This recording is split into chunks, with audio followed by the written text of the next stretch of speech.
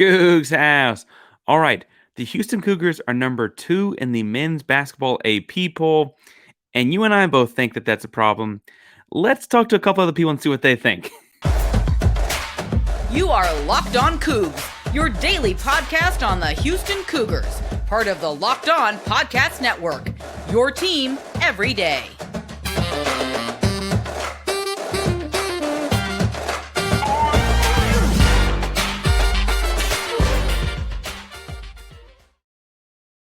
Welcome to Locked On Cougs, daily podcast about your Houston Cougars. I'm your host, Houston-born teacher and coach, Parker Ainsworth, here to break down all things Cougs. If you're a U of H fan or just a hater can step by, please be sure to hit subscribe down below. That way you get the latest on the new Cougs in your newsfeed each and every day. Welcome back to the YouTube channel. We appreciate you making us your first listen of the day. We are up to almost 625 subscribers. Things are moving quickly. We appreciate all of the subs for that. Make sure you hit subscribe down below. We're pushing for 750 pretty quickly. We're doing a giveaway at every 250 subscribers. We're going to be giving away the Houston Cougar themed Letterman jacket, the Galen Robinson themed one, and it's got the For the City across the back. It's got Houston Cougars and a cougar on one side. Like, really, really cool jacket. We're going to be giving that away as we get this thing rolling.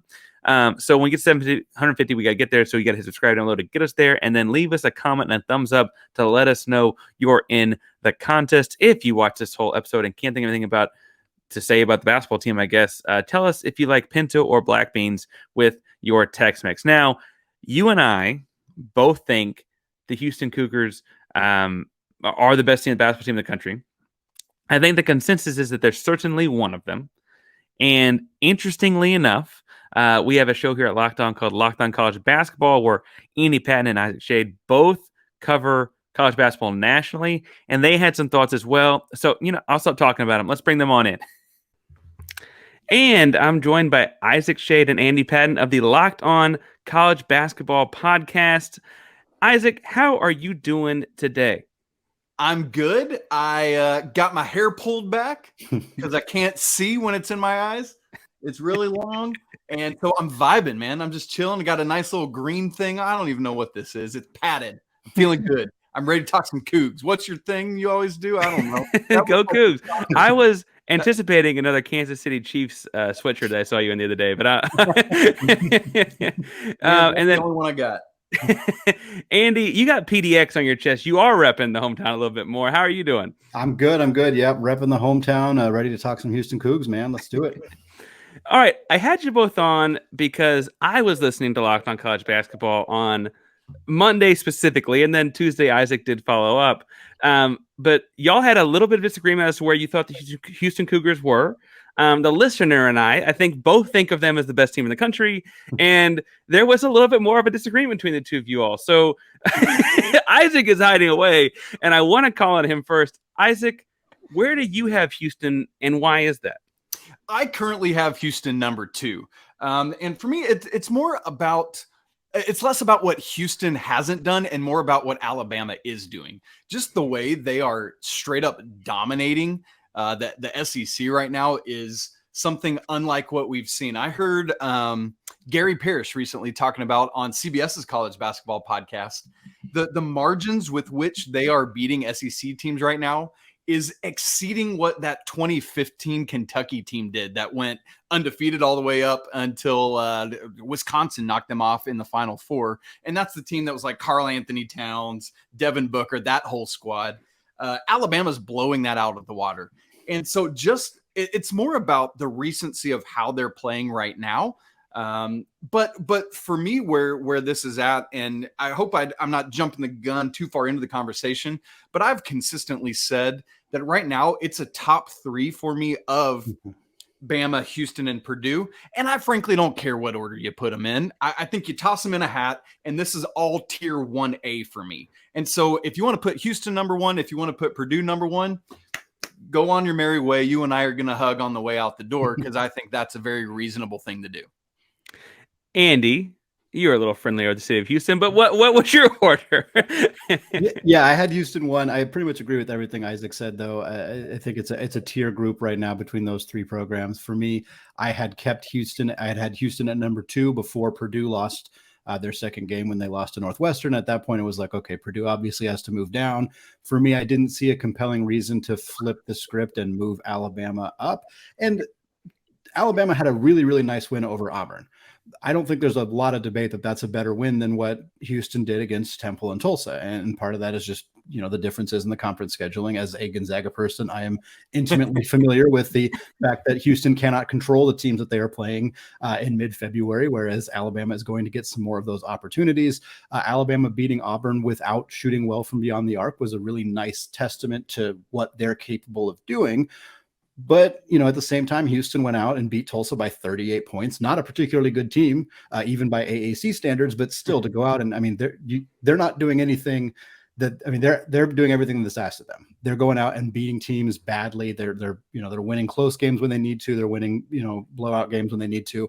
There's not really anything they're doing that would dissuade me from keeping them in the top spot.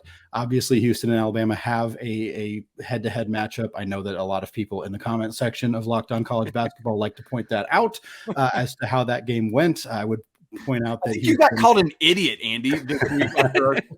Yes, I did. A lot of people say I have anti-SEC bias, which I can live with being told that. Someone has to. Yeah, exactly. Yeah, somebody has to not like the SEC. So right? Apparently 22 AP voters are dead wrong by also voting. Right, absolutely. Well, and I think for me, like in a self-deprecating way, I think part of my argument is like, I've watched every single minute of Gonzaga basketball this year, and I have a hard time believing that they can beat the number one team in the country. And yet we're saying that they did. We're saying that they did because they beat that Alabama team, and this Gonzaga team has struggled a little bit. And so for me, I didn't really factor that in, but it's interesting that, Houston, Alabama have this head-to-head matchup. Houston was up 15. They did end up losing that game. But for me, the roster is so balanced, so dynamic. They have good veteran presence, Marcus Sasser. Obviously, they have really good young talent. Jarace Walker has been an absolute star for this team. And I think that just looking at the balance, top 10 offensively and defensively in the Ken Pom adjusted rankings, the only team in the country who can say that right now. I think that this team, even if their conference schedule is not as dynamic as the teams that Alabama is playing, I think they're the best team in the country. Isaac, Andy alluded to this a little bit, but how bad is that Bama loss in the resume? I mean, you could argue it's a blown lead, right? They were up 15 in the second half at one point. And the Temple loss as well. Houston's only got 2 losses, and they do seem to be dragging them down a little bit, considering 2 losses versus 3 losses and so on. Mm-hmm.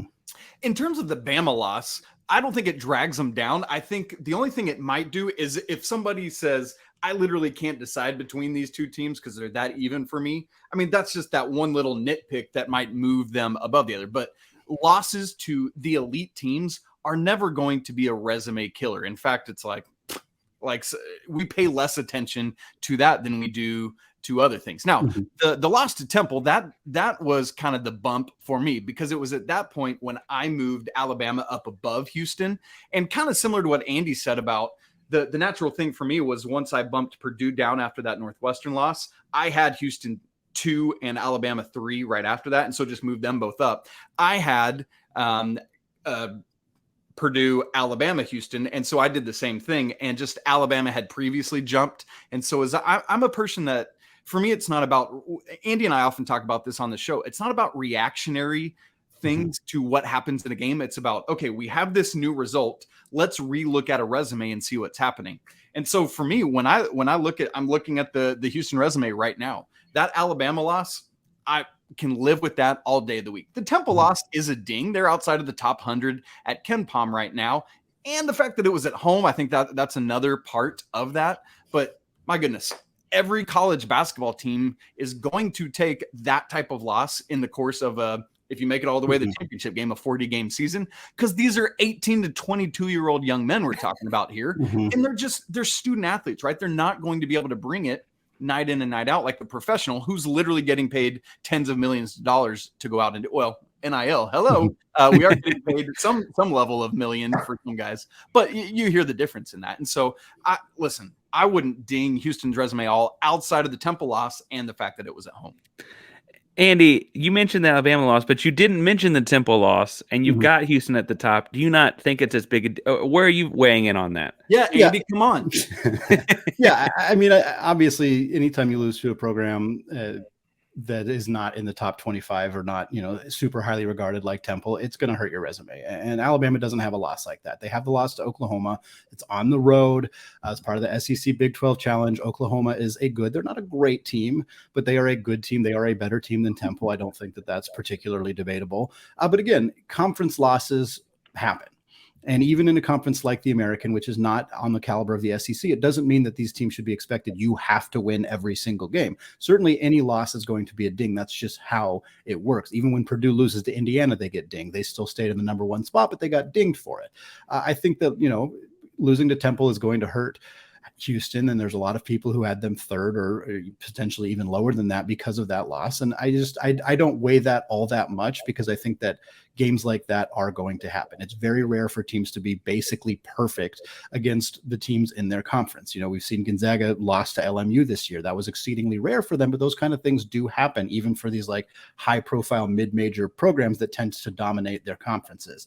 For Houston, I look more at their wins. I mean, this is a team that beat Virginia. This is a team that has they beat St. Mary's, who's a very, very good team. I think looking at Houston's wins, a lot of them have aged very, very well, whereas some of Alabama's Oregon's gotten better. Yeah, Oregon's gotten better. St. Mary's has gotten better. Virginia has stayed very, very good. I think you look at some of Alabama's wins, and some of them are fantastic, but like the North Carolina win hasn't aged as well as you would have hoped that it would. The Kentucky wins haven't aged all that well. The Arkansas wins haven't aged all that well. The Auburn win is a good win, but they're currently unranked. And I don't think that should be a significant knock on Alabama, but I think it's noteworthy when you look at the fact that some of the teams that Houston has beat have improved throughout the season and look better, whereas some of the teams that Alabama have beat, maybe those wins looked a little bit better in December when they got them than they do now. Well, and the losses game is interesting because like Houston loses to Temple. Mm-hmm. Temple has not had a great year, but they did beat Rutgers. Rutgers notably beat Purdue, right? Like, and Houston loses to Alabama, but on a neutral floor beat St. Mary's. St. Mary's beats Gonzaga. Gonzaga beat, like, the trickle effect, all that weaves together in a weird way that feels messy. And that's why y'all have the big job of doing that every day on the podcast. Well, and I think that's why what we're saying about the tiers of, like, for us, I mean, you have to nitpick some because you got to order these teams. But ultimately, like what I mean, and you heard this, Parker, as we talked about it on Monday, but it's, and I guess I talked about it on Tuesday's show as well. But it is, we have that tier 1A with these two teams we've been talking about and Purdue. And then right now a tier 1B of UCLA, Kansas, and Texas, even though they lost on Monday night at Tech. Boy, I wish Chris Beard had been in that game. Anyway, and I think Baylor's starting to sneak into that tier 1B for me a little bit as well. So watch out for that. All these Texas schools, Parker Ainsworth, bringing it. Love to see it. I think that is the more helpful thing to me, because you could logic that to death, that whole string that you were just talking about of this team beat this team and this team. And so that's why it's so important to look at the full body of work. And then when we need to, we can resort to those head-to-head matchups. But man, that's just like chasing the YouTube rabbit trail where you start off watching Fresh Prince of Bel-Air and you wind up learning how bananas are grown in Nicaragua or something like that. I don't know. All right, it's the midway point of the NBA season, and it's the perfect time to download FanDuel. FanDuel is America's #1 sports book because new customers get a no-sweat first bet up to $1,000. That's bonus bets back if your first bet doesn't win. Just download the FanDuel Sportsbook app. It's safe, secure, and super easy to use. Then you can bet on everything from the money line to the point scores and even the amount of threes drained. Our Houston Rockets on Wednesday night are taking on the Oklahoma City Thunder, and they're favoring the Thunder by 9, and the over-under is set at 235.5. Now, I'm thinking that 235.5 is close. I don't know if I'm going to go just over or just under. I'm kind of leaning right now in just under. That would be both teams scoring close to 120. That feels like a lot of points, even though Houston does that. What I will say, though, is Houston's played very well lately. We saw a couple of last-second losses last week. I'm thinking they keep this closer than 9. So I'm going to take the points there. Houston keeps this thing closer than 9, and it'd be great to see them win one. I've said all season long that I don't mind tanking, but I do like to beat the Spurs, the Thunder, and the Mavs, and this is one of those games. So I'm going to take the Houston to keep it closer than that for sure. I wouldn't mind seeing them win outright either. I think I am going to take under the 135.5.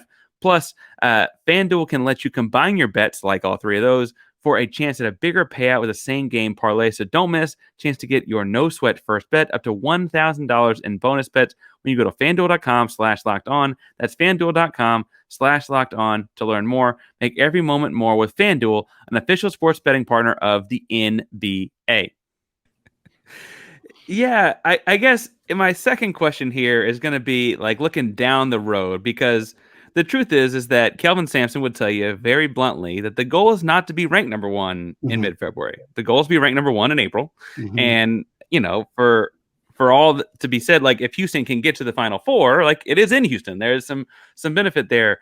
My question there's to a y'all is, lot of benefit there. Don't undersell that. That's huge. Yeah, I hope so. I hope it works out that way. My question though is, what between now and Selection Sunday, we're less than 4 weeks away? What can Houston realistically do to boost their resume? Yes, you can hope Alabama loses some games. Yes, you can hope Purdue loses some games, but that's not in their control. Tonight, they're playing Tennessee tonight. Fair enough. Tennessee does make ugly games. I've heard you say that a few times. But how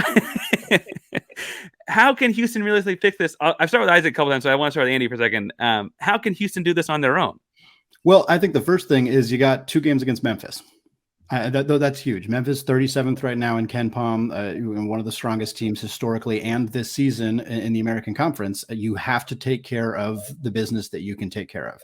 The biggest thing that Kelvin Sampson and the Coogs can do right now: win at home against Memphis on the 19th, win on the road against Memphis on the 5th of March. Those 2 games are critical. Of course, I mean, every game. Win the next 6 games. That's the biggest thing that they can do. I think that's pretty obvious, but I think in particular, you have to prove when you get an opportunity to play against high-level opponents, and Memphis is one of the few high-level, like nationally respected opponents that Houston faces in the American Conference, you have to take care of business. I also think that there is an element of the margin of victory matters, not just in like KenPom's rankings, although it does have a significant impact there, but like beating teams that you should be beating badly definitely helps. And we've seen that with Houston. I mean, 80-42 against Tulsa, but you go back and you look farther in their schedule, they've beat some pretty good teams by a significant margin. I had to reread a couple times to make sure I'm getting this right.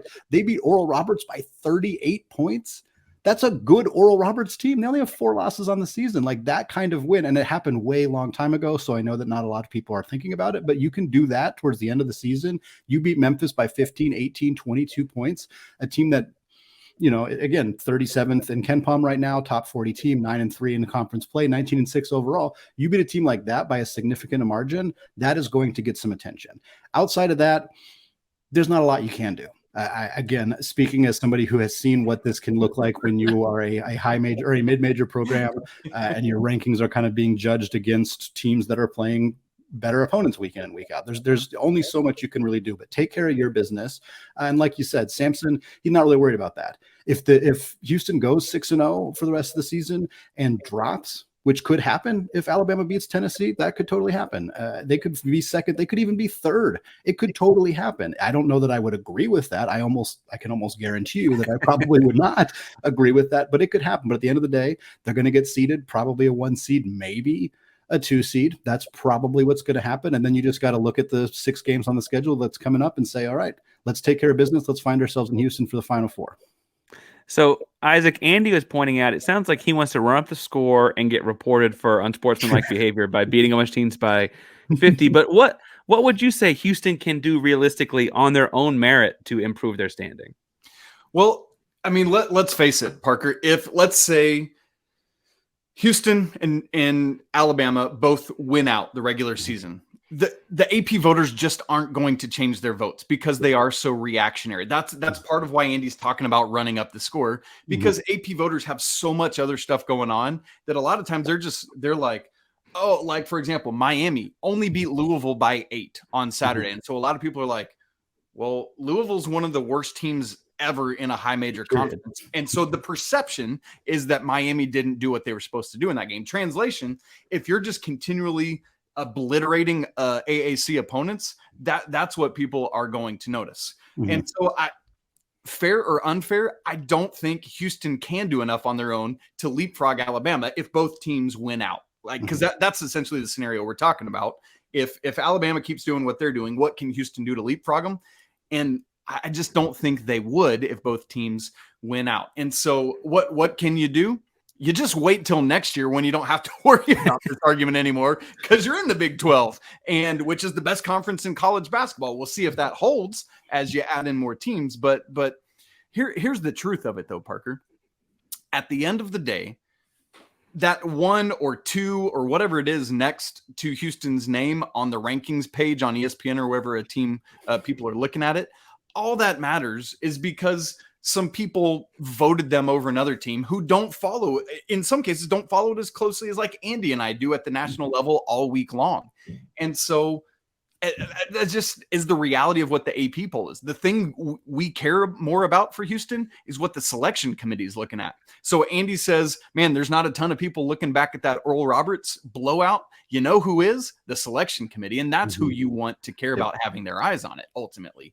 Because, well, I mean, we've seen it all the time, teams being overseeded and underseeded as compared to their AP ranking. But that's because a lot of people who aren't in on the weeds on it like we are only looking at the AP rankings, whereas the selection committee's taken into account net and KenPom and all these other strength of schedule and all these other variabilities. And that's more the thing. So being 1 is really nice. That's great. Hooray. You got a 1 next to your name in the ranking, but it's ultimately just a number. And so for me, if I'm Houston, I know it's hard because people elevate the AP poll, but if I'm the Cougs, I'm just locked in on next game, got to beat Memphis. Like Andy said, got to beat Memphis again. And then if you do that, if you win out, and even if you don't win the AAC championship, if you win out regular season and make the AAC championship title game, that's a 1 seed locked up. Yep. Well, and there's a gift and a curse in playing Memphis twice in the last 2 weeks of the regular season. That home and home shook out like that's interesting because Lenardi had them as the only other American team with a real shot at the tournament. I think that was actually just 10 days ago. So knowing kind of how their season had gone, he still had them in. I think outside of, calling up Rick Barnes and sending him Sampson here are close from their days back in the Big 12 together once upon a time, sending him some notes on Alabama. I don't know what else he can do besides hoping for the best there. I don't know how fair it is, but like you said, Isaac, well, it's not. Next year, it's all fixed, though. We're in the Big 12. Yep. And I can tell you right now, if Houston were to navigate the Big 12 with 1 loss, we wouldn't be having this conversation. No, we wouldn't. And that is the perception. Because like Houston is, as Andy said, is experiencing this year what Gonzaga usually does, where it's like, it doesn't matter what we do. You like wins of racking up as many wins as Houston is. I don't care what conference you're in. That's insanely difficult. And people just can't appreciate that. And that is what it is. But, once again, the people that matter are the ones that appreciate it. Well, and I've definitely been on the record in the past as saying, this had been many years ago, Andy, so don't hold it against me. But they lost to San Francisco, but it wasn't Bill Russell's San Francisco. Right. I've definitely said something along those lines in the past, many, many moons ago. But no, I'm feeling it now. I'm very much feeling that life right now. They lost to Temple, but it wasn't John Chaney's Temple. Right? Yeah, exactly. That's exactly what it is. So I want to last thing here. You mentioned this idea of the more important thing is the seeding. Looking at the regions, Houston's an interesting spot, and we can dive more in the weeds that in a moment. But Isaac, since you brought up the seeding, how much does the AP poll? Because someone's looking at that to make votes. It might not be the same people that are in the weeds as the selection committee, but you can't fall too far out of the top 1, 2, 3 spots in the AP poll and hope for number 1 seed realistically, right? Right. That absolutely correct. I mean, because it's not wildly far off. I'm just saying it's not like, hey, if you're a top 4 AP team, you're a 1 seed. If you're 5 through 8, you're a 2 seed. Like they're not going to look at it that way. The amount of data they have available and are looking at is overwhelming. They have these team sheets and a whole thing. I mean, it's wild. And in fact, this weekend, I should bring this up now. This weekend, we're going to get that first top 16 reveal where we will get the top 4 seeds in each region as it stands now. And I think the Houston Cougars faithful are going to be very happy about what they see on there, because there's no reason that Houston will not have a 1 seed on Saturday when that's released. And there is historical data at this point. We're enough years into doing that that the teams that are in that top 16 right now, it ain't shaken up. And so I legitimately, if Houston, as long as Houston keeps doing what they're doing, as long as they can stay locked in, and with the seniority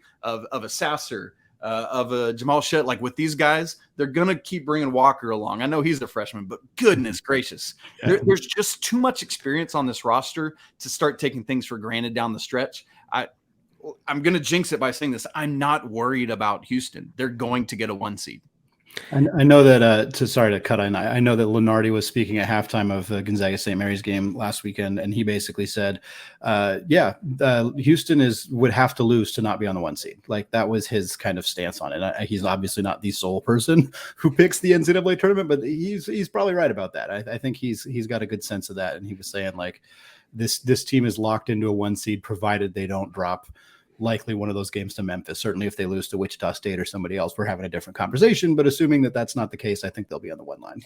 Andy, do you think they could lose, like, if Houston goes 5-1 in the regular season the rest of the way, and that one loss is either of the Memphis games, do you think they still have a 1 seed? I think it depends. I think at that point, they're a little bit more at the mercy of not only Alabama, but what happens with UCLA. Does UCLA beat Arizona a second time? Because if so, then they probably get a 1 seed. Alabama, they probably get a 1 seed. Purdue's probably a 1 seed. Then at that point, it's a little bit trickier. If Kansas wins the Big 12, then no, I think Houston's probably out at that point. It'll be much more at the mercy of what other teams do. Yeah. And that's an interesting point, because Parker, here's another factor in this equation. Like, essentially, as what we look at, as what Andy and I have been looking at right now, like 3 of those top 7 are Big 12 teams. And they're going to keep beating up on each other. And so that probably pushes 2 of them to the 2 or 3 line. And so that's whoever wins the Big 12 almost certainly gets a 1 seed. So there's there's also been years, though, where the winner of the Big 12 regular season gets a 1 seed, and the winner of the Big 12 tournament gets a 1 seed, because it's just that good a conference. And again, we're there next year, so it's a fun party to be a part of. But this year, this team is very special, and it would be interesting to see how Houston gets screwed there, because the regional bits here, if UCLA wins out, like you're saying, they kind of have the West. I mean, Las Vegas is not a very far drive from Hollywood, right? But if Houston is the higher, like, because the S curve, I don't know if listeners are familiar with that, so let me unpack it briefly. It's not just like, here's our 4 1 seeds, here's our 4 2 seeds. Every team is ranked 1 through 68, and then you do it that way. So if Houston is above UCLA on the S curve, they're going to get the option of Vegas or Kansas City. Those are probably the 2 closest locations, and so. I don't care where UCLA is at. If they're below Houston, Kelvin Sampson gets to pick. Well, and so then you have Kansas City, but then would your 2 seed be Kansas, right? Like, that doesn't sound like a fun bracket to be in. Right. Not that it's a fun year to be in. I mean, it's a hard year to win the college basketball championship, right? But in the South, I guess Houston is fairly Southern, but that in Louisville feels like it's got Alabama's name on it for now. I guess chaos could ensue, but like, that feels fairly locked up. And I don't think of Purdue as being that far to the east as someone living in Texas, but it's certainly the farthest east of anyone we're talking about. And the East Regional is in New York. And I don't know if that's how close a commute that would be, but that's probably as close to Purdue as you're going to get. I think it's closer to Louisville than New York. So then do you move Alabama? Like all of a sudden, like, you got a lot of stuff happening there too, right? So it's just I'll go back to the S curve. It's all going to depend on who is higher on the S curve. So whoever, like, let's say Alabama's number 1 overall, I think they're your team in Louisville. If somehow Purdue gets back to number 1 overall, I think either of those teams, if they're number 1 overall, they're going to choose Louisville. Well, and I think Sampson would take the New York games if it meant that they were a more favorable region. Because I don't know how you figure out where Houston goes, being fairly central to the country as far as like geography is. Otherwise, you're trying to get the Final Four, and that is in Houston, but there's no other games happening within a short drive of the state of Texas, as big as Texas is. How bad could seeing, like, say they go 5-1, say, like, Kansas City, by the way, is like less than half of the travel for Houston than Las Vegas. I just looked it up. Yeah, I think the deal with Las Vegas is flights are fairly easy to come by. But they want people coming there, right? No, but that's fair. I guess my thought is like, if chaos breaks out, Houston loses to Memphis and falls out early in the AC conference in the tournament, like they fall to a 2 seed. Like they're looking at an uphill battle in one of these spots as well. Like suddenly the seeding gets to be really, really problematic. Where like, we mentioned you could win the Big 12 regular season, lose early in the tournament, and you might still luck into a 1 seed. Uh-huh. Yeah. I wonder, like, where do y'all see how much chaos would have to happen for Houston to fall off? Like Andy said, it might happen with just 1 loss. I think it's all dependent, kind of as Andy alluded to, but let me take it a step further, not on what these other teams do. And that's what's going to be so much fun about these next 4 weeks, but also agonizing, I guess, at the same time for the teams in contention is, I mean, it's just every little data point that we get with a win and a loss down the stretch here really factors in. And so for Houston, again, let's say you lose one of these Memphis games, you win the rest, and then lose the AAC championship. Even in so doing, if you lose those 2 games, I could foresee very much so still getting a 1 seed. You wouldn't at that point get the number 1 overall, but could still get a 1 seed. But I mean, let's say those 2 losses happen. Even still, Houston wouldn't drop below a 2, regardless of what other team. I just don't see, like in a scenario like that, they don't fall outside the top 8. This is not feasible to me. Yeah, I agree 100%. Yeah, it's hard to follow all the things going on in Houston and all the things nationally, but there's just so much going on. But y'all do it every day on Locked On College Basketball. So, Isaac, where can people find you in the podcast? And I'll let Andy say the same. You can find me at Andy Patton CBB. No, I'm kidding. My Twitter handle is at Isaac Schade, 1 S, 2 A's, and then Schade has a C in it. It's a German word that means what a pity. Such is my life. And I'm mostly active on Twitter, and so you can find me there. And if you're a glutton for punishment and you just want to make fun of me, come check out Locked On Tar Heels as well. Andy? Yeah, you can find me on Twitter at Andy Patton CBB, not Isaac. He has not yet run my Twitter account. We'll see if we ever want to do that. So you can find me there on Twitter. Pretty active there. Obviously, you can find Locked On College Basketball, same place you're listening to Locked On Cougs. You can find it on YouTube. You can find it any other podcast platform. And then, like I said, if you want to go yell at me about mid-major stuff, you can find me on Locked On Zags as well. There was a world where this was 1, 2, 3, the 3 of us, Zags, Heels, and Coogs. You're the only one holding up your end of the bargain, Parker. You are, quite literally. We're going to ride your coattails this March, my friend. I hope they're long enough. Thank y'all for coming on today. Yeah, thanks, Parker. All right. So thank you so much for tuning in to Locked On Cougs today. We appreciate Andy and Isaac for stopping by. In fact, we're going to ask that you go make sure and make Locked On College Basketball your second listen of the day. They cover the national landscape. And as we just talked about, the national landscape ties to Houston a lot right now. So make sure you check out that show wherever you're listening to this podcast. If you want to talk to me more about the Houston Cougars, other aspects of college basketball, college football, we got a whole other episode out today talking all about the new offensive coordinator opening, kind of how that happened and what it's looking like is going to happen there. So go check that out. It's a bonus episode. It's a little bit shorter, a little bit less ads, but it's going to be a lot more fun. Cougar talk, all things Houston Cougar, football, basketball, Rockets, Astros, Texans, sneakers, whatever you want to talk about. You can find me at Painsworth 512, PAINSWORTH 512, to talk all things Houston sports. Thank you all so much. Remember, Locked On Cougars is a proud member of Locked On Podcast Network, your team every day.